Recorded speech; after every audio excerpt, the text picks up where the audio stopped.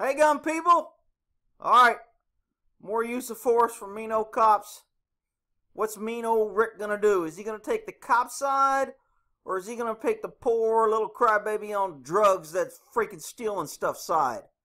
Gee, let's see if we can't catch a clue during this video. Police brutality really is a powder keg issue all across. And what the hell is this dude?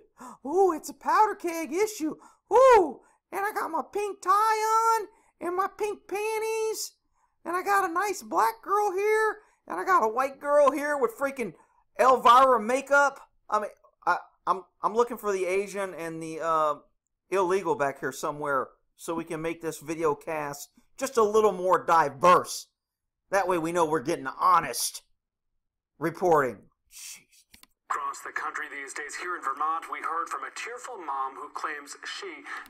Dude, put some feathers on those arms and you'll look bigger. That's what chickens do. Freaking chicken wing. A case. New at 5:30, she shared her story with... And what the hell happened to your hair, woman? You're on TV. You didn't comb your damn hair? Jesus Christ. Somewhere Charlie Brown saying, well, rats need a place to live.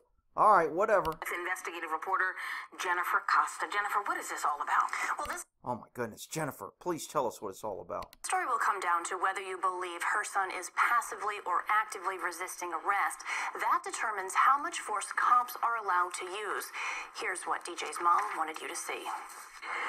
You don't beat kids like that. Oh, that's why your kid's acting like that, because you didn't beat him like that. Freaking probably been a single mom and shit, kissing his butt, telling him how great it is, letting him play video games, paying all his damn bills, and now he's out there stealing shit, and you're still defending him on drugs. St. Albans mom Marlene Lambert says this police body camera video breaks her heart. Rolling, so now. Just relax, buddy. Just relax. Stop resisting. She gave us permission to show it to you. That's Marlene's son, DJ. He's 15. Oh, he's 15, Rick. Poor little guy. Accused of punching a store clerk who was trying to stop him from stealing drinks. Okay, we call that strong arm robbery. When you use force or fear to steal something, that's called robbery. He went in there and he punched a store owner and he was trying to steal drinks and evidently drank some drinks, didn't pay for him, was trying to leave. The guy probably tried to stop him and he punched him. That's using force, trying to intimidate with fear. It's called robbery. It's a felony. It's not poor Johnny that mommy's crying about was out there getting Skittles on his way home so he could go to college the next freaking morning. So, who did he hit? You? DJ was already pinned to the ground when police arrived. Okay, so these blows here, they're calling them stun blows. When I was teaching use force, we called them distracting punches or blows. If somebody's resisting and they're really concentrating, as you see this arm here, he's got it tucked under and it's hard to get it out. So they have this arm bent and he won't give the other arm. Now, they don't know if this guy's got a weapon. Nobody's seen a weapon. He's reaching underneath. Could he have a weapon? I don't know. I mean, you can say that so you can use more force. I was in fear of my life. These officers didn't do that. They're like, dude, give me your hand. And he wouldn't give it to it, and they probably pulled a little bit, and he held it underneath there because he's on the ground. He's balled up. He's got pretty good advantage, so it's harder for them to pull it out. So they do what's called a distracting blow. You punch him. You can stun him. You can use pressure points. I would have probably went for the clavicle. Maybe under the rib cage. I'd have shoved a thumb or knuckle right underneath the rib cage and started rubbing my knuckle against his ribs. His hand might have come out to grab my hand to make me stop. Then I would have grabbed his hand. These guys decide to use punching. I'm not sure it's the best tool. It's still a tool. The guy still just committed a strong arm robbery. The guy is still resisting and refusing to come into custody. So I really don't give a shit whether they hit him or not. Of course, Johnny's mom cares. Hang on. We count 5 punches. Then this. The next one's going to be in your face. The cop's partner.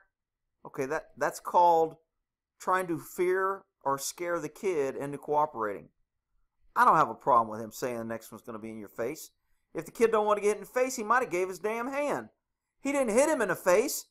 I don't care what he says. Everybody's making a big deal. Even the chief kind of sold him out. The chief stood by him on the main part, and then he was oh, I'm upset about the next one's going to be in your face. I got no problem with him saying his face. I don't care if he said, I'm going to poke you in the freaking eye with a Twinkie and shove a freaking ding-dong up your butt if you don't give me your arm. I don't care what he says. I care what he did. Had a different plan to get DJ into cuffs. This is gonna stop. That's a taser. But the technique is called drive stunning.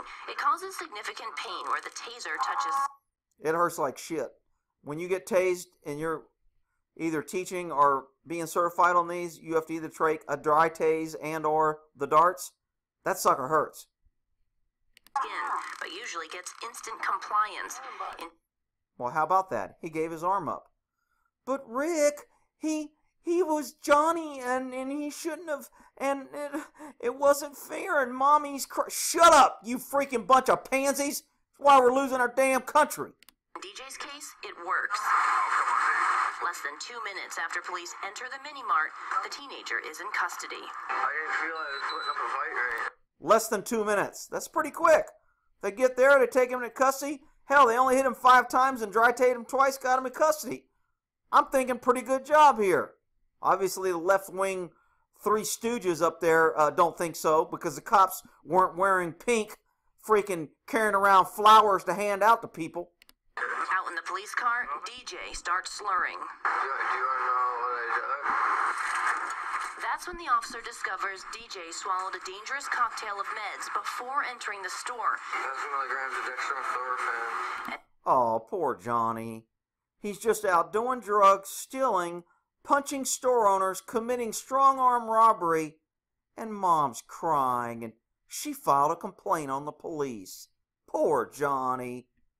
Oh my and now God. needs urgent medical attention. And then you pounded 4 energy drinks. This doesn't seem right. His mom filed... It doesn't seem right because you're a freaking idiot and you raised him. That's why it don't seem right.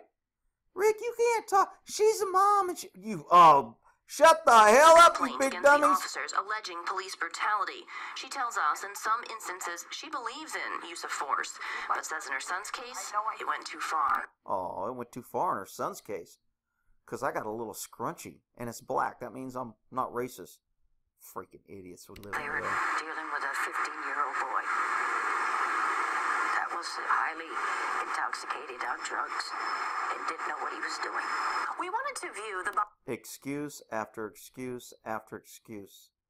body camera video with the city police chief and talk to him about his officers' tactics and behaviors.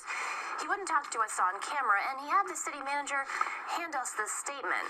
It says in part...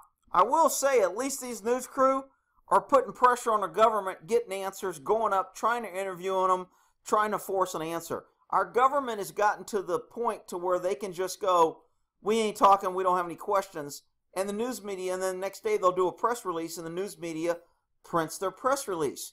When the news media stops printing their press release and say, you're going to talk to us and you're going to answer our questions, we get a little bit closer to the truth. We don't get all the truth, but we get a little bit closer. So I will give these freaking knuckleheads that. The St. Albans Police Department has found that the officers used appropriate control and restraint techniques in accordance with their training. I have seen the body camera video in this case. City Manager Dominic Cloud also wouldn't talk to us about the officers' actions, so we consulted the department's policy, which says officers will use only reasonable force to bring an incident under control. Reasonable force. Remember that's reasonable. Was it reasonable? Reasonable is going to be judged by for the circumstances and totality of circumstances that surrounded that incident. Was it a secure crime scene? Was there multiple suspects? Was it daytime? Was it night? Did the officers have the advantage? Were the officers there, were they quota hire officers, or were they strong, healthy, capable officers? So, I mean, all those things go into what was reasonable. Reasonable isn't just, a simple word. Bill Clinton, shit, he can't even freaking figure out what the definition of is, and now he wants us to know what the definition of reasonable is? They must consider the crime and the dangerousness of the offender. They can't tase people passively resisting arrest. Okay, passively resisting means they're not actively fighting or punching or throwing blows. They're just refusing to comply, give their hands, follow instructions, allow to be handcuffed. So passive usually means cops aren't getting punched, So you don't want to use as much force as if they're actively regressing, where they're trying to punch the cops, get away, elbow, kick, bite, spit. Those are actively aggressing behaviors. But they are encouraged to use the device's stun mode on people who are actively resisting arrest. I ask the public to imagine themselves in that situation when they're rolling up to a scene and they've got many competing priorities at hand. How do they make everybody as safe as possible, as quick as possible? We asked a half dozen Vermont cops for their opinion. Most agreed DJ is resisting arrest, justifying the officer's use of force, especially since neither officer knew if DJ had a weapon. But a few of the cops questioned the need for the punches. They explained to us those strikes are meant to stun a person into compliance, but they don't always work and can sometimes aggravate the situation. Anything you do is going to aggravate the situation. You know what? The cops cannot be deemed aggressors when they're making an actual arrest. So you can't claim the cops aggravated me because I was in there under the influence of drugs, punching people and trying to steal, commit strong arm robbery, and it's not my fault because the cops aggravated me. Are you kidding me? The officers we interviewed actually preferred the drive stun because the pain is fleeting and the chance for lasting injury is lower.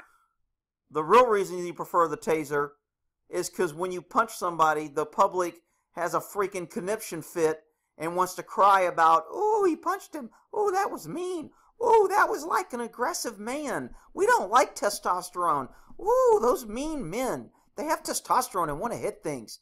They should use little stun guns like the women use." Oh. At this point, it sounds like the chief's doing what he needs to do to manage his people. By phone, Chief Gary Taylor told me he's standing behind his officers, but admits he had two concerns after watching the video. A warning should have preceded that first punch. And he says this The next one's going to be in your face. was completely I don't have a problem with that. Cop's probably bald, but I still don't have a problem with it. inappropriate. I want justice for my son. You want justice for your son? How about you raise his ass not to take drugs and try to steal other people's property? How about you raise him to where he's not a freaking leech to society out there stealing shit from people who are working and trying to do right, instead of you sitting there crying about my poor Johnny got beat up by the cops? Ought to be a damn freaking cowboy song. Now, Marlene may not get what she's looking for. The chief did address his concerns with the officers, but neither of those cops face any disciplinary actions. Marlene's son is charged as a juvenile with assault and robbery. Now, DJ ended up spending 6 days in the hospital because of those meds that he swallowed. So now the kids get free medical because he took meds. He's cost the taxpayers money. He cost the victims money. And now he's being played the victim because poor old Johnny's mom is upset at the poor police. Turns out he doesn't remember anything from that night. I did look into city records and found St. Albans police used their stun guns 4 times so far this year and 10 times last year. Wow, Jen, really revealing report. Wow, Jen, that was really revealing. Hang on, I gotta go comb my hair. All right, shit. We'll end that there.